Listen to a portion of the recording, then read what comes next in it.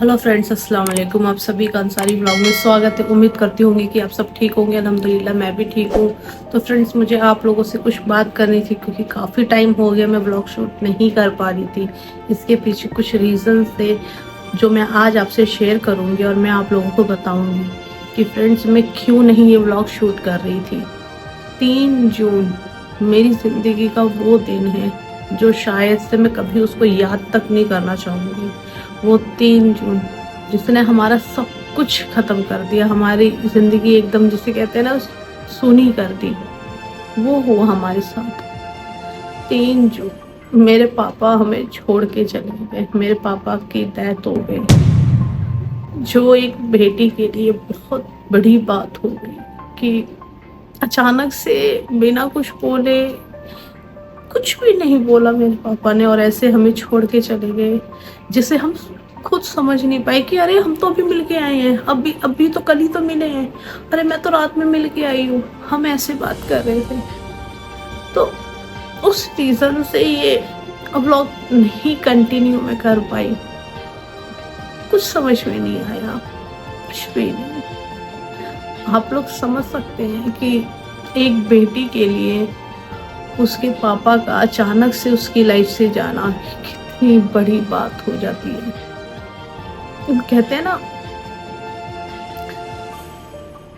क्या बोलूं, नहीं बोल पा रही हूँ।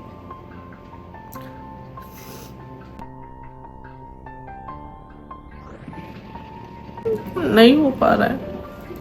बहुत कोशिश करी थी मैंने ये व्लॉग शूट करने की। कई बारी मैंने फ़ोन उठाया, कई बारी मैंने कोशिश करी, बट मैं नहीं कर पाई क्योंकि मैं बोल ही नहीं पा रही थी। मैं कैसे आप लोगों के सामने ये सारी बातें करती, फिर वो सारी चीज़ें याद आती।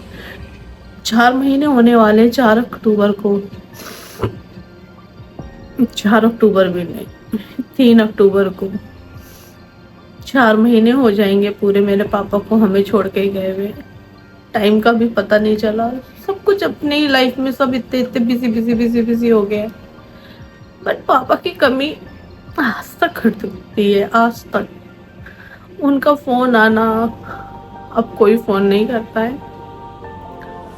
घर पे चाहते हैं, पापा की जगह खाली होती है, वहाँ पे पापा नहीं होते हैं। आगे नहीं, पापा भी आ रही हूँ रास्ते में, मैं इंतज़ार कर रहा हूँ। अब कोई नहीं बोलता है ये वाली बात कि मैं इंतज़ार कर रहा हूँ। कोई इंतज़ार नहीं करता।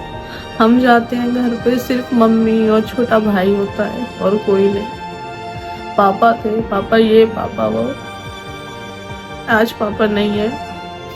तो मैं यही बताना चाहूँगी आप लोगों से, मेरे पापा की डेथ हो गई 3 महीने पहले। 4 महीने होने वाले हैं अब 3 तारीख को। इस वजह से मैं व्लॉग नहीं कर पा रही थी। अब कोशिश कर रही हूँ धीरे धीरे व्लॉग शूट करने की। तो ये व्लॉग के थ्रू मैंने आपसे बात करने की कोशिश करी, आप लोगों को बताने की इच्छा रखी कि हाँ मैं ये बात बता दूँ और उसके बाद मैं अपना व्लॉग कंटिन्यू करूँ। जिस तरीके से आप लोग मुझे पहले प्यार करते थे उसी तरीके से मुझे अभी भी प्यार दीजिएगा, क्योंकि काफ़ी लंबा गैप आ चुका है। 3 महीने हो चुके हैं, चौथा महीना कंप्लीट हो जाएगा। तो मैं आप लोगों से यही चाहूँगी कि जैसे आप लोगों ने मुझे पहले सपोर्ट करा है उसी तरीके से मुझे अभी भी सपोर्ट कीजिएगा। और ये व्लॉग अब मैं सिर्फ और सिर्फ अपने पापा के लिए ही कर रही हूँ, उनके लिए ही करूँगी। और मैं ये चाहूँगी कि आप लोग भी अपने मम्मी पापा से इतना क्लोज रहिए, उनको किसी भी चीज़ की कमी मत होने दीजिए।